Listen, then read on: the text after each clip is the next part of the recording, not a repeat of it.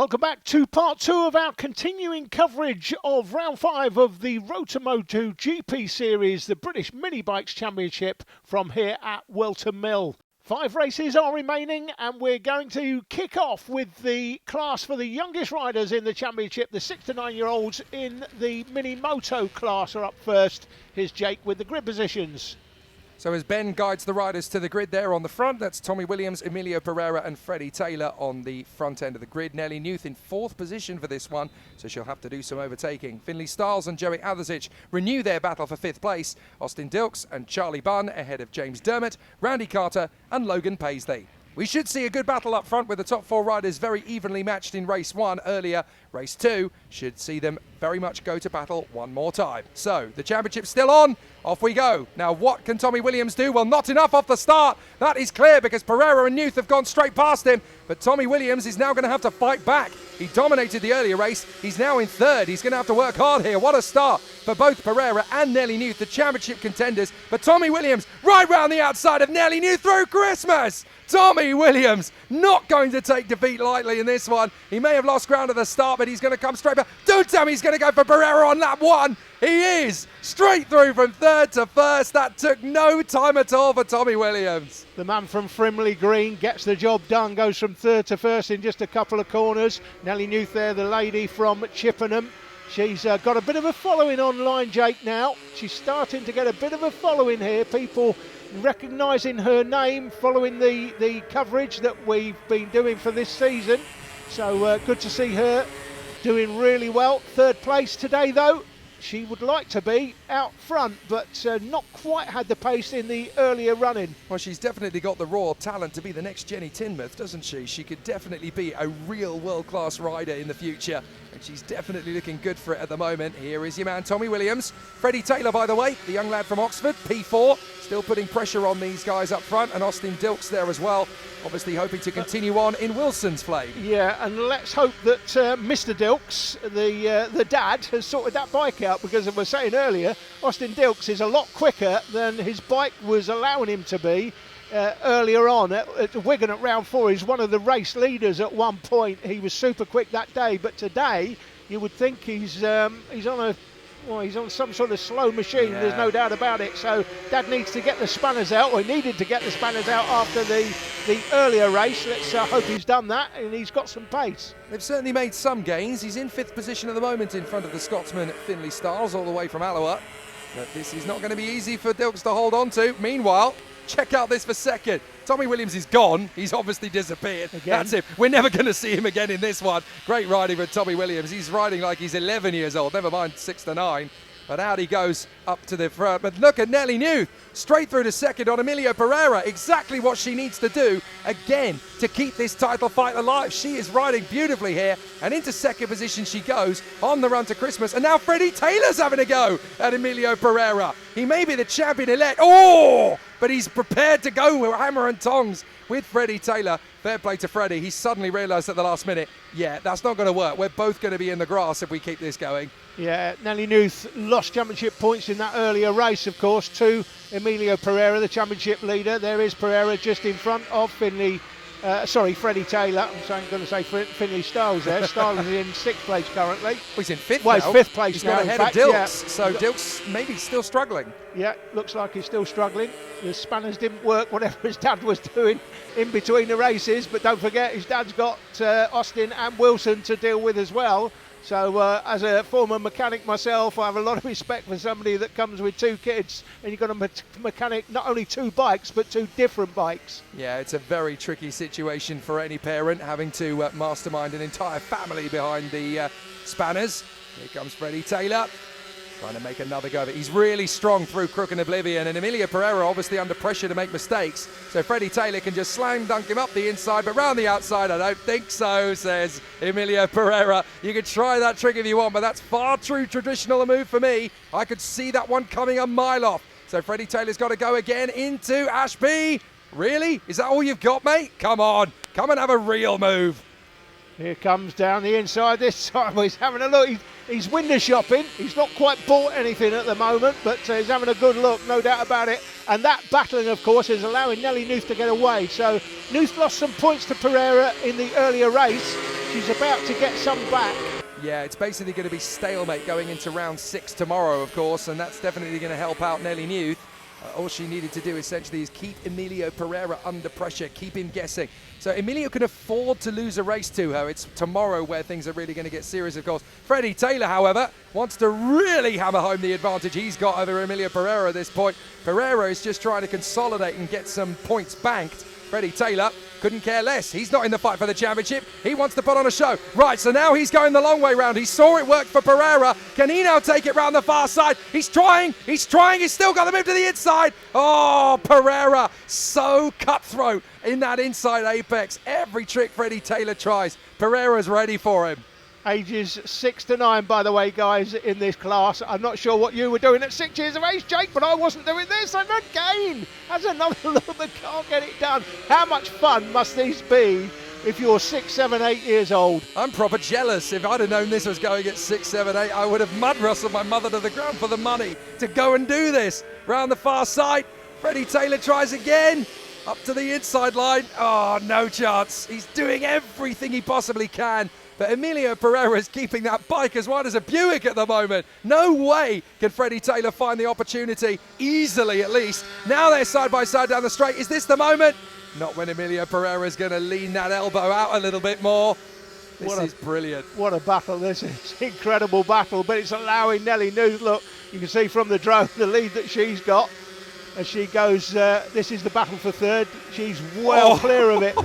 Every time, every single time Taylor goes for the move, he can't quite make it. A little further into the race though, and we can see that Williams is your leader, Newth is second, but there is Freddie Taylor, third position. He's managed to get the job done then on Emilio Pereira. Yeah, out of the shot of the cameras, he got past, so it's Taylor now, and again, that's doing Nelly Newth a favour there, Jake, because she was one place behind Pereira last time, but she's 2 places ahead of him this time. So overall, over these 2 races, Newth will actually have decreased the gap between herself and championship leader Emilio Pereira. So that puts Pereira under just that tiny bit more pressure going into tomorrow. And it's those little moments, those little increments that you manage to take into your championship leader that start you thinking. You've got to then start chilling out. You've got to start reminding yourself, I'm the leader for a reason. I've built this gap up. I can still maintain it. It's about managing the mind as much as it is managing the bike.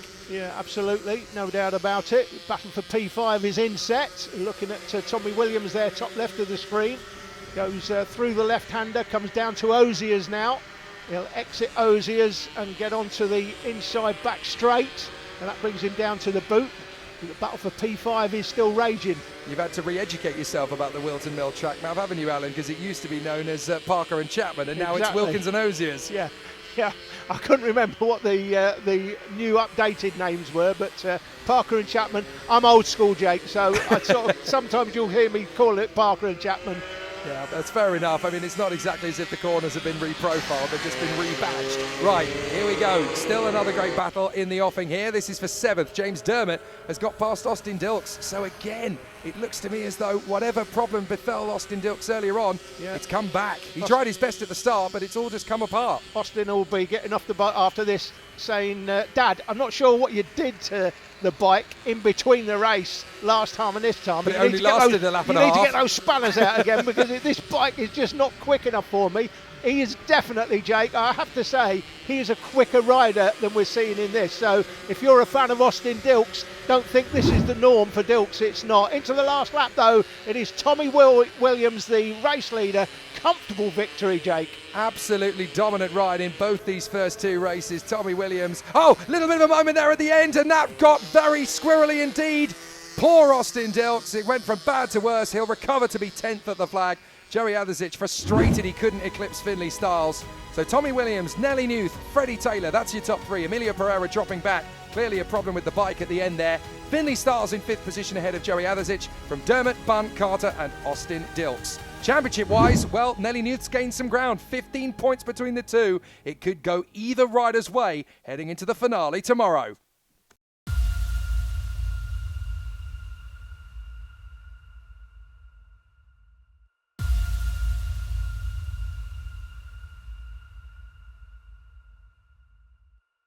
The triumvirate returns to the forefront here at Wilton Mill. It's those three, Marco Holt, Blake Wilson, Henry McCartney. Their battle for the title continues to rage, and it's Holt ahead of Wilson and McCartney on the grid. Then Jensen Bishop in front of Arnie Carr, Sid Marshall and Annabelle McCarthy. But the battle up front is going to be those three loggerheads, Holt, Wilson, McCartney. If Blake Wilson goes down, this championship fight goes nuclear. The other two have already had a fall. Blake Wilson has not. It's up to Blake to keep the cool. Not only has he kept the cool, he's stormed through to the lead. So Wilson out in front of McCartney. Very early doors indeed. Marco Holt is giving chase in third position. Expect the unexpected. These three have been at each other's throats all the way. Jensen Bishop retaliating on Arnie Carr on that first lap into Christmas to take back fourth position after a bit of a tricky start. McCartney into the lead on lap one. Oh my goodness, he's leaving nothing on the table. And here comes Marco Holt round the far side to take on Blake Wilson. They both want him to go down.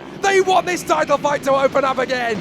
They don't want to injure him, there's no doubt about it, but they know, I said earlier, they can throw it up the inside and they know he has to give them it. He cannot afford to crash, he doesn't need to get involved, he just needs to keep the bike upright. They can throw it up the inside. Holt knows that now, he'll be the next one that throws it up the inside, probably at the inside of Christmas Corner at the end of the straight, but they know he can't get involved in anything squirrely. You mentioned that earlier, Jake, that word, and look, talking about getting squirrely, here he comes up the inside, incredible. Beautiful. He's having none of it. Beautiful. He's going for it. Blake Wilson is not going to be intimidated. These tactics for these riders, it's a bit like watching those old nightmare stories you used to hear about the figure skaters. They used to trip each other up before the Olympic final. But these guys absolutely propping him up now as Blake Wilson gets back to the front. Is that all you've got, boys? Come on, I'm a proper rider. You can't play those games with me. His dad's going to be having kittens at the side of the track thinking, what are you doing? What are you doing? Third will do you. Look, just finished third. This is the thing. We just want to win the championship. Let's not get too involved. And he's having none of it. Blake Wilson's like, no, I want to win it. That's the thing. Blake Wilson can actually afford to finish third behind these two for every race for the rest of this season. He can finish third in this race and the two tomorrow and still be champion. Exactly. But try and tell Blake Wilson, oh, well, can you finish third to win a championship? No, I'm going to wait for the race. This is what I do.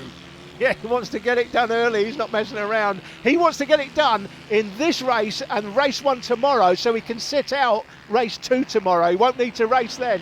Absolutely. That does seem to be the form. It's unlike the world of karting that we're used to, where the racers will usually do every race. The second they win the championship in these competitions, you tend to find the rider sits out because they don't want to jeopardise anything. They don't want any risks after that point. Well, exactly, because you've got a World Series place. Now, I think I said at Wigan, I was getting too excited, saying there's two going to the World Series in this. There's two going to the World Series in the 160 class. In the 190, all three of these riders are going to the World Series. So why would he sit out? Why not have some fun? You've already won the championship. Well, one of the reasons is, I've got a World Series to think about. I don't want to take part in that final race. I don't need to be in and then crash and then get an injury and I can't go to the World Series. Absolutely. Blake Wilson hanging on from Henry McCartney, who has the fastest lap with a 52.37, matched by Marco Holt to the 100th of a second. 52.41 for Blake Wilson. That's three riders covered by 400ths of a second over a lap. If you genuinely think you can call one of these riders as better than the other two, you're a braver man than us, because these three are so evenly matched. McCartney squeezes, gets the move. Beautifully done on Blake Wilson, and now Blake Wilson's going to fight back a little bit further into the race, and you can see how tightened up it's got. Marco Holt inches from Blake Wilson. Blake Wilson inches from Henry McCartney. These three riders, look at it as they come across the line again. A new fastest lap from Wilson on a 52 flat. Marco Holt 52.02. McCartney 52.05. There's nothing in it. Wilson gets back in front again, takes back the lead. This has all the hallmarks of one of the best fights you're ever going to see in British mini bikes. And here come the back markers, Jake. It's how you deal with the back markers, and here they come. What's going to happen here? We've seen some incredible racing as they go past back markers in previous races, and here we go, just at the wrong time. Round the outside of Annabelle McCarthy, but can't make it happen. McCartney's going to go one way, Wilson will go the other, and McCartney back in front. Henry McCartney snatches the lead once more as they close in now on Sid Marshall. Then they could swap it over again. If you are Marco Holt, you are in the prime position to take advantage of these two tripping over these tail enders. Sid Marshall's in the way, but you've got to time this right, gentlemen. McCartney, Wilson, Holt, through Crook and Oblivion, along Manuel's bank and up Fine Lady. Good run from Blake Wilson. He's going to get alongside McCartney. Marco Holt's beside the booth. He's going to take the both on through Christmas. Oh my goodness. 2 into 1. Holt goes from the back of the queue to the front. And that's not just any 2 riders he's taken on. Those are his 2 main rivals. Now he goes wide at Ashby. Blake Wilson picks it up again. Thank you very much, sir. That is my lead. I'm not going to concede this now. What amazing racing here at the British Minibikes at Wilton Mill. Have you ever seen a MiniGP 190 race as good as this? Absolutely magnificent. Right, now it's up to Blake Wilson to hold this from Marco Holt and Henry McCartney. What have you got in response, lads? This is my race. Final lap. So close as Henry McCartney tries to stay with them. They've got big momentum after that move. And Henry McCartney is left licking his wounds at the side. Right, here comes Marco Holt. Blake Wilson parks the bike in the middle of the road. Come on, mate. You're going to have to really push this if you want to take the lead away from me, says Blake Wilson. This is for the fight, for the pride as much as it is for the championship. Diving in on Ashby. No room at the inn. Back on the power into Wilkins. Dropping down through Osiers. Edge of your seat stuff this as Marco Holt got one final trick up his sleeve. Will the ace drop on the table? Is this going to be the move from Marco Holt? He swings it round the far side of the boot. Diving for the inside. No chance. Don't even think about it. That is not the move I'm going to give you, says Blake Wilson. Out of the final turn. Wham, bam, thank you and good night. He wins an absolute classic here at Wilton Mill. Marco Holt second. Henry McCartney third. Half a second between them at the flag. What a race. Jensen Bishop ahead of Arnie Carr, Sid Marshall and Annabelle McCarthy come home. But Wilson, Holt, McCartney, a rivalry we'll be talking about for years. 15 points in it between Wilson and Holt. McCartney, another 15 points back. It could go anybody's way. Well, amazing stuff in the 190s. The Ovalis are really going to have to work hard to beat that. Goslavsky, Fedrick and Robinson on the front row. And if Max Robinson comes home top 3, it's job done for 2024. Caden Herring, Leon Simpson and Leo Soliu are going to give chase. Behind them, we've got Cian Daly, Mason Hams, Jasper O'Neill-White, Austin Wilton and Ella Mosgrove. All the pressure in the world then is on Max Robinson. He wants to finish the job today, but just a decent points finish will do. Watch for Mason Fedrick. He can actually assist Max Robinson. Another victory, and that will go a long, long way. And look at him on the start, already threatening Sebastian Goslavsky as they go through Crook and Oblivion. Max Robinson's gone through in 4th behind Caden Herring. That'll do for the moment. Yeah, Max Robinson doesn't need to get too ambitious here. A nice, comfortable finish, 3rd or 4th, will do him for the championship this season. You don't want to destroy your chances in the championship and make the work harder than it needs to be tomorrow at the final round.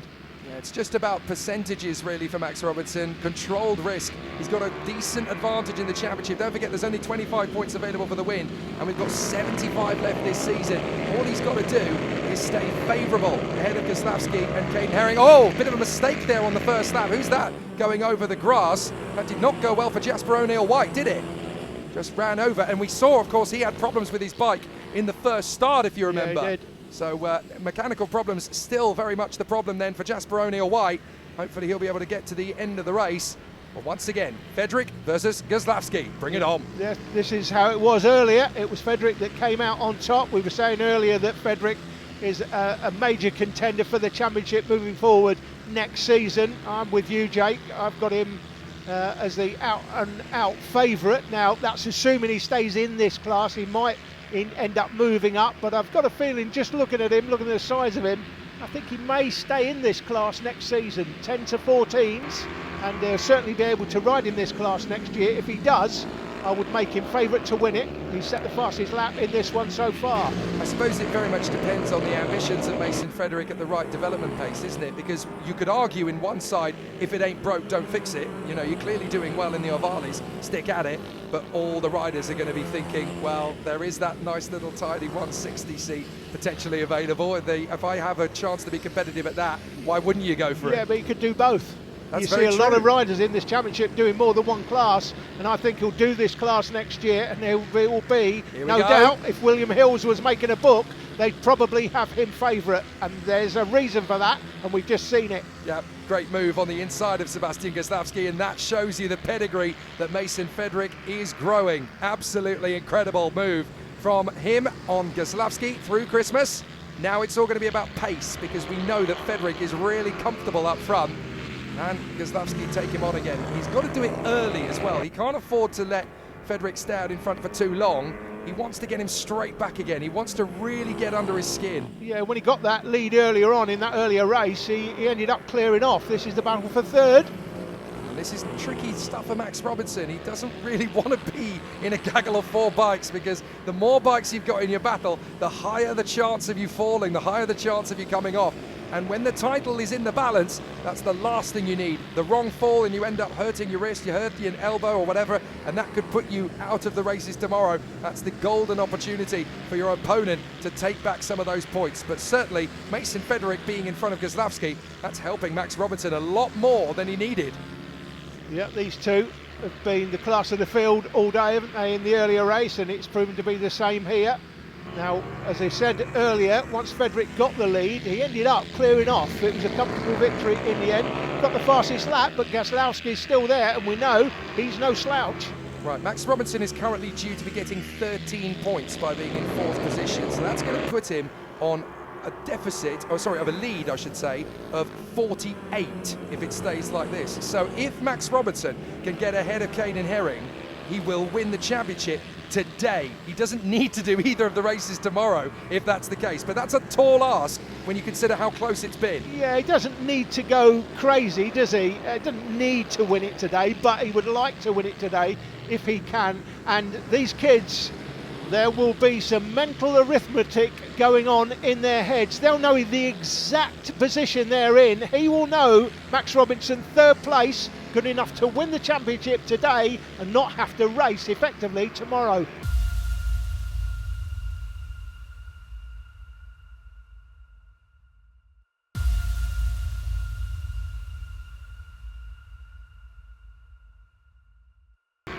Full credit to Sebastian Goslavsky. He's really giving Mason Fedrick a better run for his money in race 2 than he did in race 1. He's really putting Fedrick under some pressure. Meanwhile, 3rd position, the 914 is Caden Herring. Here he comes through Wilkins. Behind him is the man who could win the championship today. He may have to wait till tomorrow if he stays in 4th position. But they've also got Leon Simpson and Leo Solier for company, so you don't want to make too big a risk. 4th position would certainly do. It would put it almost beyond reach of Sebastian Goslavsky. Further back in the inset there, we've got a nice battle going on between Austin Wilton and Jasper O'Neill-White, who certainly seems to have got the problems of his bike sorted for the time being. Max Robinson having a think about 3rd position, trying to dive in up the inside. Well, he's certainly ready to take the risk, isn't he? Caden Herring is in front. Max Robinson's got a better run off Crooked Oblivion. This is going to be for the championship. Can Max Robinson get through? They're wheel to wheel.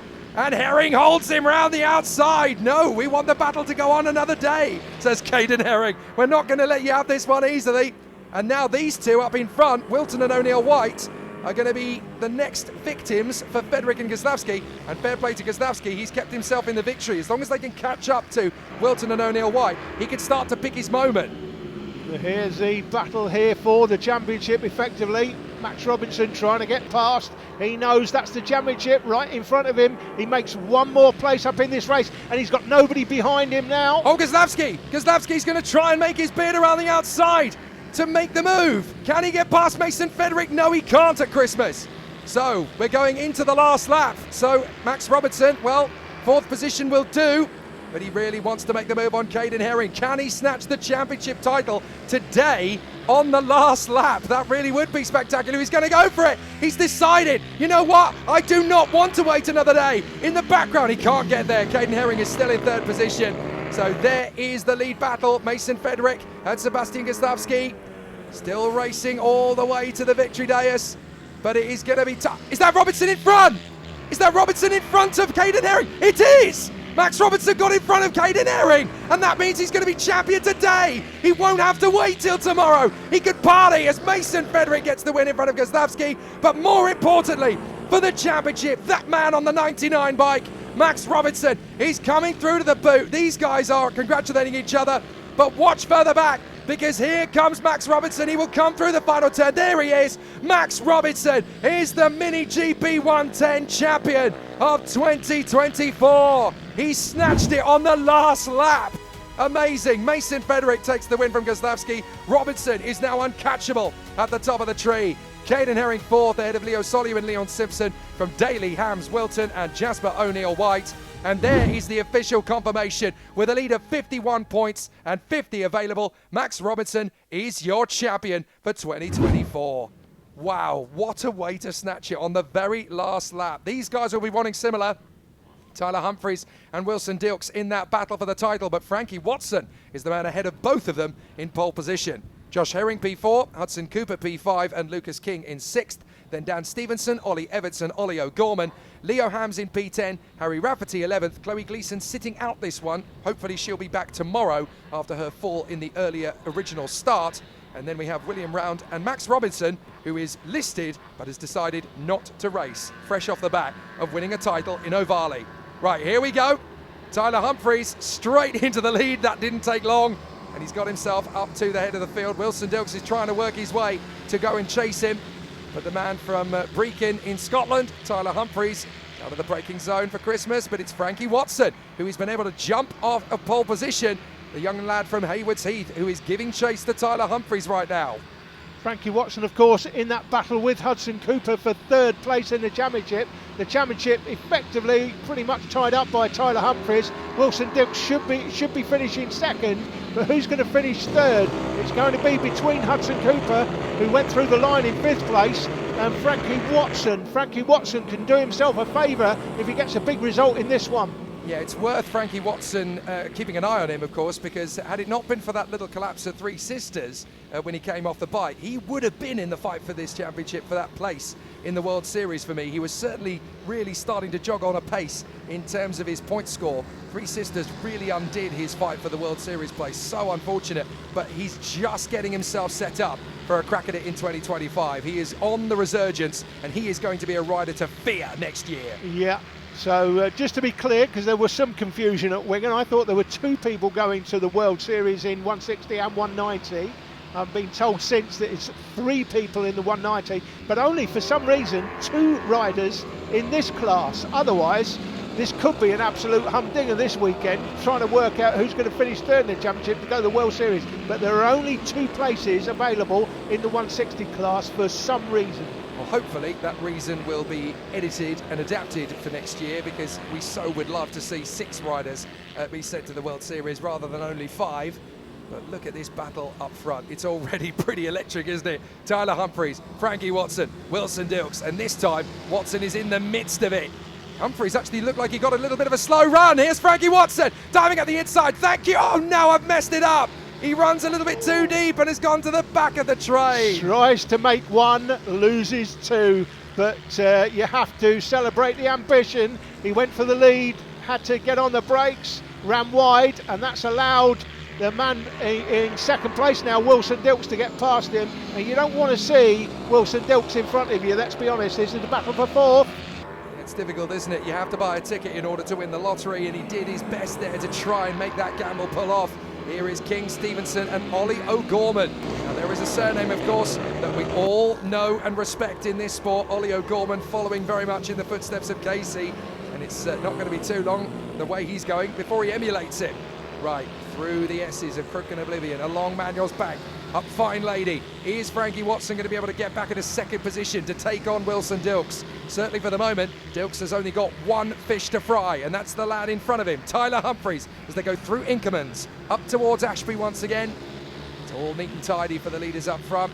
Wilson Dilks has got to play the percentage here. He's got to follow in pursuit of Tyler Humphries and make him do the work. Frankie Watson, riding angry with that mistake still on his mind, now sets the fastest lap, 53.75. Again, he wants to put these 2 riders under pressure. Now he knows he can pass them, he knows he can beat them, he will be utterly determined to do so. Yeah, absolutely. This, of course, guys, if you're watching this for the first time, is the official Road to Moto GP series in the UK. Inset, we're looking at the battle for 6. This is the battle for the lead. This is the officially sanctioned ACU FIM Championship Series in the UK, which of course with these pictures and this coverage. Dilks is coming out the inside. Dilks is going for it. He leans in, and through comes Dilks. Through comes Watson. So Humphries is down to third position. That was big gambling from Wilson Dilks. He really fought for that on the inside of Tyler Humphries. Humphries had to overshoot. He had to give best, and he's actually let both men go through. Wow, this is proper drama now. Yeah, inset, you've got the drone footage, and in the main picture, these three out front. That's Watson. Is he looking down the inside and gets the job done into the boot? Frankie Watson takes the lead, and here comes Humphries up the inside of Dilks, and just like that, Dilks goes from first to third. How about that for opportunism? Tyler Humphries saw the gap and went, do you know what? That's bike shaped. I'm going to make it happen. In a second place past Wilson Dilks. Dilks doesn't know whether he's coming or going. Down to third position, and Frankie Watson hits the front. Good lad. Again on the drone, you're seeing the three riders going up into Christmas Corner. We're on board here with Tyler Humphries. That is Frankie Watson out front, and he's doing himself a big favour here because Watson can put himself up to third place in the championship. If he can get a win here, that's huge for him. Yeah, he will be frustrated that it's not top three that go through, but best of the rest is still a very good car to have. It's a shame it's not the top three. I'm not sure why we've got two coming out of 160 and three out of 190. But anyway, that's the way it is for this year. And as you say, Jake, let's hope that everybody at Dorna, MotoGP, FIM, ACU's watching the coverage and saying, you know what, we really need to give more places to the British riders because of this sort of coverage that we get in. I'm not seeing this sort of coverage from Spain, Italy. I know you do a lot of commentating around the world, but I'm not seeing the sort of coverage we get in the British Minibikes Championship in other series in Europe or the world. So this is going to be a tricky one for Wilson Dilks. He'll try and take on Tyler Humphries for second position. If he can take some points off his main rival, why not? He's seen Frankie Watson do the deed and thought, right, I'm not letting Tyler Humphries get off lightly here. He obviously beat him in the earlier race, so he knows that it's doable. On board again with Tyler Humphries. Just watching Frankie Watson. He's actually built a gap. Fair play to Frankie. So he's got himself a nice little bit of breathing space here. Wilson Dilks again trying to put Tyler Humphries under some pressure through the toe of the boot. They get back on the throttle up towards that final chicane section. It's going to be tricky for Frankie Watson to pull clear of Tyler Humphries with Wilson Dilks right behind him. 5 laps to go as they go across the line. So race leader Frankie Watson out in front of Humphries, then Dilks, Josh Herring still P4 from Cooper, then it's Lucas King, Dan Stevenson, Ollie O'Gorman, Ollie Evans, Leo Hams and Harry Rafferty. Everybody's still on the lead lap. There's only about 6 seconds disparity between the laps this time, so it's actually MiniGP UK 160, one of the closer categories that we've got. You have to remember that the back markers are not going to be at the same pace as the leaders, but the disparity between the riders, it reflects the ability that we've got out there. Absolutely. We've got riders in this, of course, from 10 to 14 years of age. Now, these guys won't be in the sort of 10-year age range. That's more than the likes of Ollie O'Gorman. And up the inside goes Tyler Humphries for the lead, Jake. What a gamble that was! And Tyler Humphries makes it stick. Goodness me, that was... Right, where's Frankie Watson? There's only 2 of them. Has Frankie Watson gone down? Frankie Watson, there he is in third position. He lost a lot of ground in that. I'm not sure what's happened to Frankie there. He's had a problem with the bike, it looks like. He's recovered it, but he's still upright, but he's lost a load of time. This is the battle for 6th. I mean, he'll still be happy for third position, but that could have been the race win, and he knows it.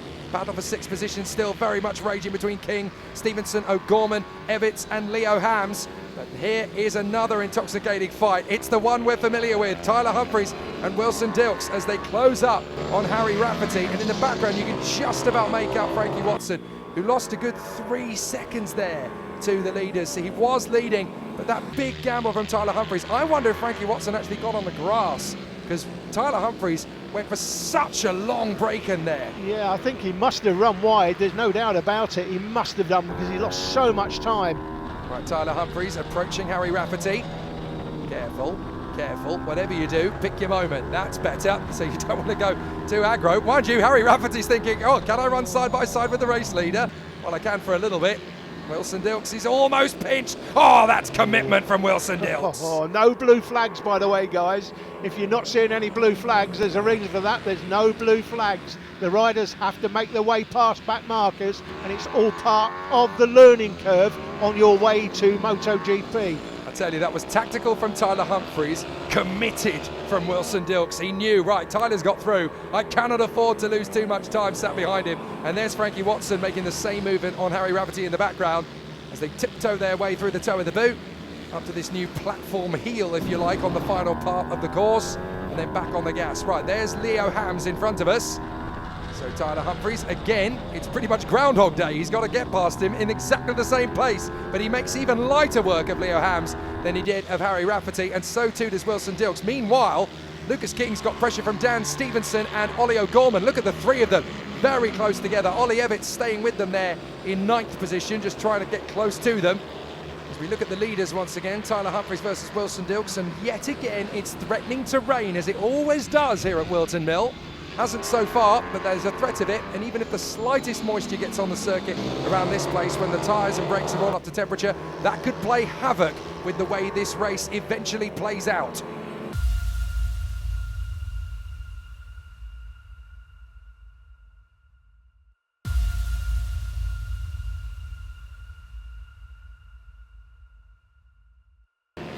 Wilson Dilks still determined to get past Tyler Humphries on the main picture. On the inset to the right, you've still got this great duel going on between Josh Herring and Hudson Cooper. And these rat racers still having a very good race of it in 4th and 5th. Right, last lap. Can Wilson Dilks do to Tyler Humphries what he did in race 1? Or will it be all square between them? Wilson Dilks is going the far side, trying to go all the way round the outside, but he's going to have the long way round to get past him. So now he switches tack. Goes slow in, fast out, can't get the job done as they run through Inkerman's, the right flick. Now up to Ashby, and look at Tyler Humphries, ultra defensive tactics now. Can Wilson Dilks get back on the power? Gets level, tries to draw the front wheel level with Tyler Humphries' rear wheel, can't quite get there. Through Wilkins, through Oziers, back on the power again. Tyler Humphries isn't going to give him any space at all, is he? Even if Wilson Dilks pulls off the mega move, he knows it. He's going to have to settle for 2nd place here. Surely one last dive into the final hairpin just in case, but you're never going to get that one done. It's going to be Tyler Humphries all the way from Wilson Dilks. It's one apiece between the two of them. Wilson Dilks won race 1. Tyler Humphries wins race 2. Fair play to Frankie Watson. He finishes 3rd, but he'll be disappointed with that in the grand scheme of things. But the battle for 4th position looks like it's going to go between Cooper and Herring. This battle for 6th position isn't done yet either, and I think that's Ollie O'Gorman actually having got ahead of Lucas King on the last lap, so he's got himself into 7th place. Has he got time now to take on Dan Stevenson in the closing stages? Ollie O'Gorman, very distinguishable overalls, very similar to his brother's, Casey's overalls that he used to ride. So let's see if Ollie's got what it takes. But again, he's in exactly the same position as Wilson Dilks. He's run out of opportunities on the last lap. They're going to come through here, and it's going to be Dan Stevenson who comes through in 6th. Good ride at the end there, though, for Ollie O'Gorman. He grabs 7th ahead of Dan Stevenson. So Tyler Humphries and Wilson Dilks, again, almost level. Frankie Watson has to settle for 3rd from pole position. Hudson Cooper 4th, ahead of Herring, King, O'Gorman, Stevenson, Ollie Evans, and Leo Hams. And as far as the championship is concerned, it ain't done yet, but it's almost there for Tyler Humphries. Just 32 points Wilson Dilks needs to find in tomorrow's 2 races.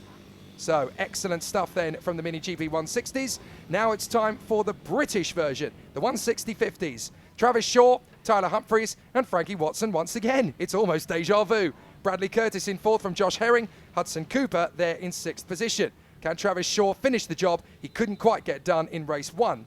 Dan Stevenson there in 7th with Arnie Carr, Lucas King, Archie Hooper, Riley Robinson and Isabel Wingate in 12th position. Behind them it's ultra competitive as well as they try to pick up the final pieces of the points. William Round, Thomas Bond, Harry Rafferty, Riley Paisley and Leo Hams to finish off the grid. So we get the green flag at the back, we get the lights out of the top. What a rocket ship! Hudson Cooper storms his way through to 2nd position at the start. Travis Shaw has to be content with 4th, but Hudson Cooper, goodness me, it's almost like he's got a nitrous button on that bike, but he's not going to be able to keep it. Diving up the inside, there goes the hard-charging Frankie Watson into 2nd position past Hudson Cooper once again. Amazing start from Hudson Cooper, but that has just given Tyler Humphries a golden gap. Look at that, he's already well clear of Frankie Watson in 2nd. Yeah, you start battling, of course, it allows those out front to get a gap, and that is Watson now, but he's got a good, 15 bike lengths to make up on the race leader. The rest of them flow through into Oziers, out of Oziers onto this inside back straight and down to the boot. A really committed first lap then from Travis Shaw. Finds himself up in fourth position, still, because that is Tyler Humphries in the lead. Frankie Watson in second place. Hudson Cooper's just in front of us. And now Travis Shaw having a think about it into oblivion and along Crook. Goodness me. This is not going to be easy between our two cameramen, but he's got an opportunity. Travis Shaw up alongside. Is this going to be good enough for third? Yes, it is. Lovely job from Shaw, and there's the proof. We're now on board with Hudson Cooper, and that is a Travis Shaw-shaped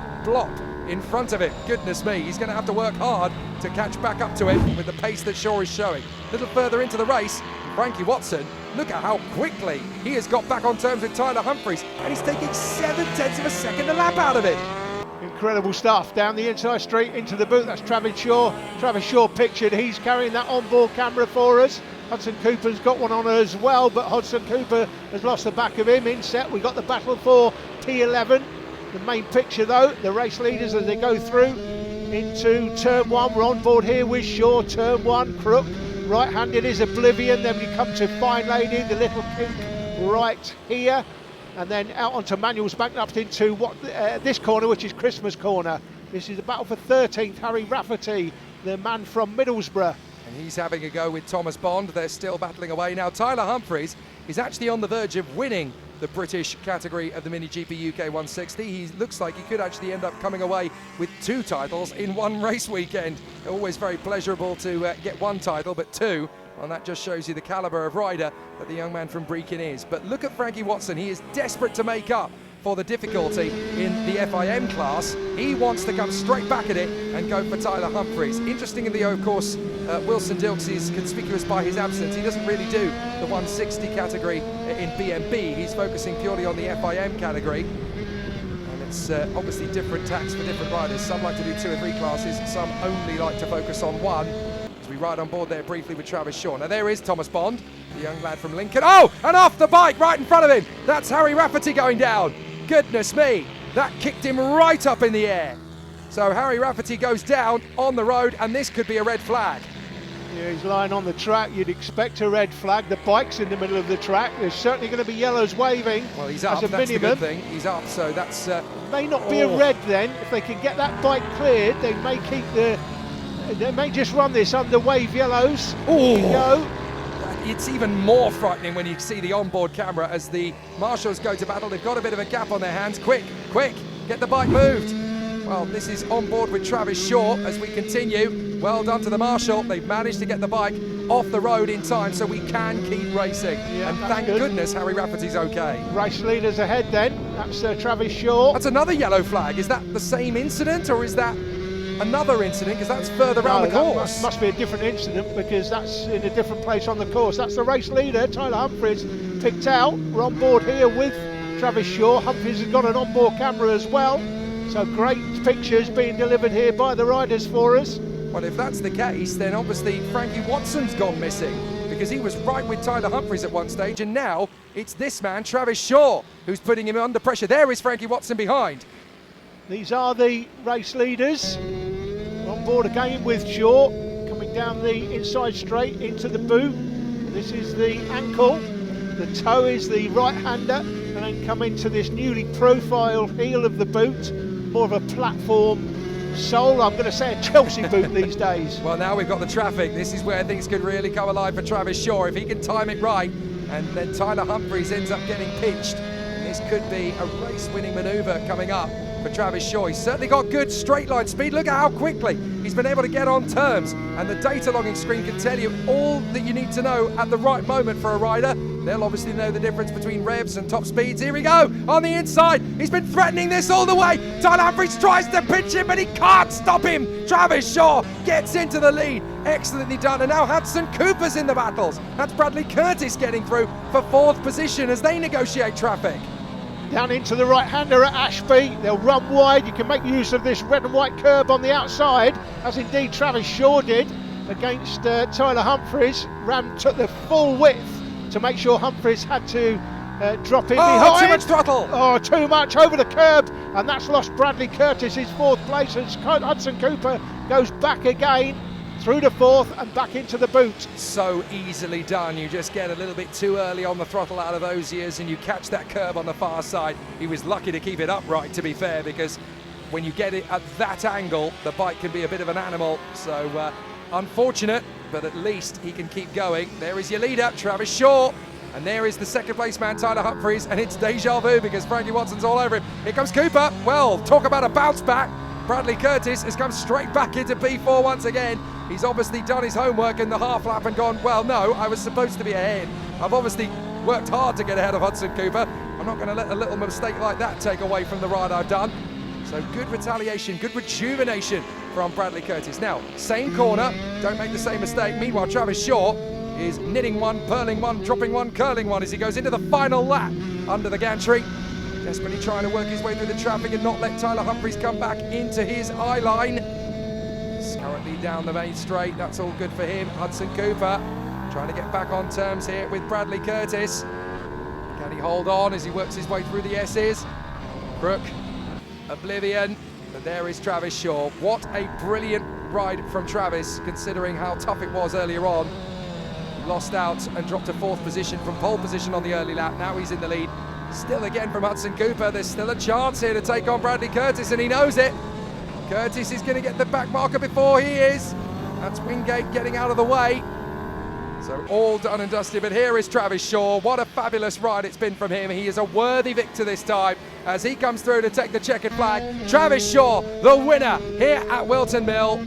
Perfect run, excellent performance. Tyler Humphries is second, third is Frankie Watson, and it's 4th position all the way to the line between Bradley Curtis and Hudson Cooper. This is going to be tight all the way. Work your way out of the final turn. Is it going to be enough? No, Bradley Curtis will have it. Excellent job in 4th position. He beats Hudson Cooper after a cracking journey between the two men. So Travis Shaw beats Tyler Humphries and Frankie Watson to the victory. Bradley Curtis and Hudson Cooper settle their differences. Josh Herring just ahead of Dan Stevenson from Lucas King, Archie Hooper and Riley Robertson. In the championship fight, that was enough for Tyler Humphries to finish off the job ahead of Arnie Carr and Dan Stevenson. The job is done. That's all from round 5. Join us for round 6. That's coming on your local stations in the next couple of weeks. We'll see you then.